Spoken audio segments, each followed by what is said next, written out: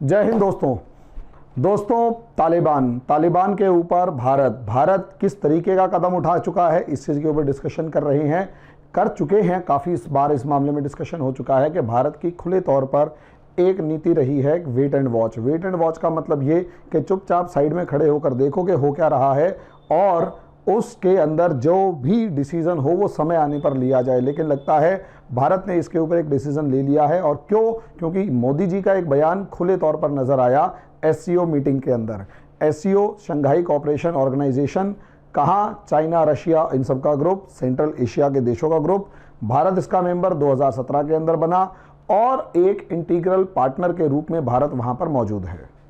अब सवाल यह है मोदी जी ने ऐसा क्या कहा जिसकी वजह से पाकिस्तान के साथ साथ तालिबान को खुली धमकी दे डाली और तालिबान जो है इस समय पर तिलमिलाया हुआ है। इसके ऊपर डिस्कशन करेंगे, लेकिन उससे पहले छोटी सी इन्फॉर्मेशन कि दोस्तों अगर आप मेंस की तैयारी करना चाहते हैं तो पीटी खत्म होने वाला है, मेंस शुरू होने वाला है। घर बैठे आप मेंस की तैयारी कर सकते हैं। और खासकर अगर किसी इंस्टीट्यूट से क्लासेस भी ले चुके हैं और फिर भी आपके अंदर वो कॉन्फिडेंस नहीं आ पाया है और आंसर राइटिंग की आप प्रॉपर प्रैक्टिस नहीं कर पाए हैं तो घबराने की ज़रूरत नहीं है। दोस्तों हम लोग ये कोर्स लॉन्च कर रहे हैं जिसके अंदर मेंस टेस्ट सीरीज का क्वेश्चन पेपर डिस्कशन होगा, जिसके अंदर जो भी रिनॉन्ड इंस्टीट्यूट्स हैं मेंस के लिए, रिनॉन्ड इंस्टीट्यूट्स की जो टेस्ट सीरीज होती हैं उनके सेलेक्टेड क्वेश्चंस बाकायदा बताएंगे कि कौन से इंस्टीट्यूट का कौन सा क्वेश्चन है। उस मेंस की टेस्ट सीरीज के उनके क्वेश्चंस को हम यहाँ पर डिस्कस करेंगे और बाकायदा उनको कंप्लीट डिस्कशन होगा, टॉपिक डिस्कशन होगा, नोट्स बनवाए जाएंगे उस पर्टिकुलर टॉपिक के फ्लो चार्ट्स के साथ, उसका मॉडल आंसर प्रिपेयर करवाने के साथ साथ आपको उसका मॉडल आंसर प्रिपेयर करवाया जाएगा और बताया जाएगा कि किस अलग अलग डायमेंशन के अंदर इससे क्वेश्चन आ सकता है। 1 साल का पूरा ये कोर्स होगा, यानी इस मेंस से लेकर इस पीटी से लेकर अगले मेंस तक का पूरा 1 साल का ये पैकेज है। आप इसे ज्वाइन करना चाहते हैं तो इन 2 नंबर्स पर कॉल करें और 11 अक्टूबर से हम इस बैच को लॉन्च करने जा रहे हैं। तो दोस्तों जल्दी से जल्दी कॉल करके हमारे इस बैच से जुड़े ताकि हम इस मामले को आगे बढ़ा सकें। अब आ जाते हैं हमारा एक और बैच जो दोस्तों 13 तारीख को शुरू हुआ है। 13 सितंबर को ये बैच शुरू हुआ है। ये अगर बच्चा जो है वो 9th 10th 11th 12th class के अंदर है और आपको लगता है कि बच्चा यूपीएससी के अंदर अच्छे लेवल की तैयारी कर सकता है, आईएएस बन सकता है, तो उस बच्चे के लिए हमारा ये बेसिक इंटीग्रेटेड प्रोग्राम है यूपीएससी का। इसके अंदर स्टूडेंट्स को एनसीईआरटी के बेसिक कंसेप्ट्स पढ़ाए जाएंगे। हमें आपके बच्चे से सिर्फ 1 घंटे का टाइम दिन में चाहिए और सबसे बड़ी बात यह है ताकि हम उस बच्चे के कंसेप्ट्स क्लियर करने के साथ साथ उस बच्चे की एक अप्रोच डेवलप कर सकें ताकि वो जब भी यूपीएससी की तैयारी करने बैठे तो उसे कम से कम जिस चीज़ की सबसे ज़्यादा यूपीएससी के एग्ज़ाम में ज़रूरत होती है उस चीज़ की कमी महसूस ना हो, यानी उसे अप्रोच की कमी महसूस ना हो। अगर ऐसी सिचुएशन है तो दोस्तों अगर आपको लगता है कि किसी बच्चे को ज्वाइन करवाना है तो इन नंबर्स पर कांटेक्ट करवाइए।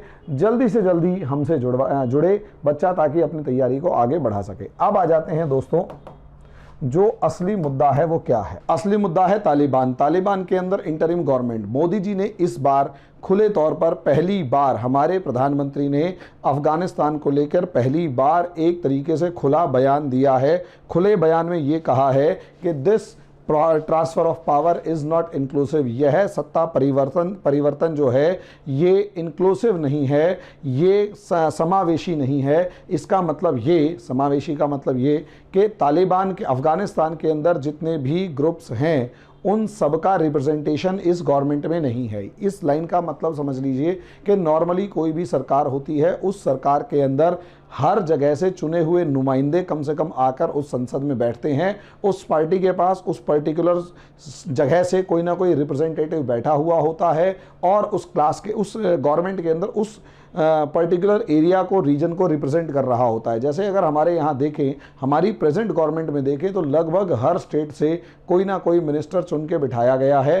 कोई ना कोई, मतलब एक्सट्रीम साउथ में अगर आप देखें तमिलनाडु से 2 मिनिस्टर्स हैं, केरला से 1 मिनिस्टर है, कर्नाटका से 2 मिनिस्टर्स हैं तेलंगाना आंध्रा से इस टाइम हमारे तेलंगाना और आंध्रा से हमारे जो वेंकैया नायडू हैं, जो उपराष्ट्रपति हैं, इस तरीके से हर सेक्शन से कोई ना कोई मिनिस्टर, कोई ना कोई रिप्रेजेंटेटिव सरकार की टॉप मोस्ट पोजीशंस पर बैठा हुआ है, जिसकी वजह से क्या होता है, एक इंक्लूसिवनेस आती है। हर एरिया के, हर रीजन की कोई ना कोई रिप्रेजेंटेशन वहाँ पर मिलता है। लेकिन तालिबान की सरकार को अगर आप देखेंगे तो तालिबान की सरकार के अंदर सिर्फ एक ग्रुप जो कांधार के लोगों का ग्रुप है वो सबसे ज़्यादा पावरफुल है। बाकी ग्रुप तो Pakistan supported, Pakistan originated terrorist organization Haqqani network है, वो प्रेजेंट है। अब ऐसी सिचुएशन के अंदर पाकिस्तान इस समय पर बहुत ज़्यादा लॉबिंग कर रहा है, पूरी दुनिया के अंदर खुले तौर पर लॉबिंग कर रहा है कि जल्दी से जल्दी तालिबान की इस सरकार को रिकॉग्निशन दी जाए, यानी पूरी दुनिया इसे मान्यता दे और इसके साथ डील करना शुरू करे। क्लियर वर्ड्स में इंडिया ने साफ कह दिया है कि भैया देखो, इंक्लूसिव नहीं है, अफ़गानिस्तान की माइनॉरिटी का इसमें रिप्रेजेंटेशन नहीं है, अफ़गानिस्तान की महिलाओं का इसमें रिप्रेजेंटेशन नहीं है, अफ़गानिस्तान के दूसरे जो ग्रुप्स हैं, चाहे ताजिक हैं, उज़्बेक हैं और उसके बाद हज़ारा हैं, इनका इस सरकार में रिप्रेजेंटेशन नहीं है। इसके अलावा बहुत सारे दूसरे ऑर्गेनाइजेशंस हैं, उनका रिप्रेजेंटेशन नहीं है। इसलिए इस सरकार को मान्यता नहीं दी जा सकती। इसका मतलब धमकी ये है कि बेटा या तो आप इस गवर्नमेंट को प्रॉपरली इंक्लूसिव गवर्नमेंट बना लो और हमसे उसकी उम्मीद करो, वरना हम तुम्हारे साथ नहीं हैं।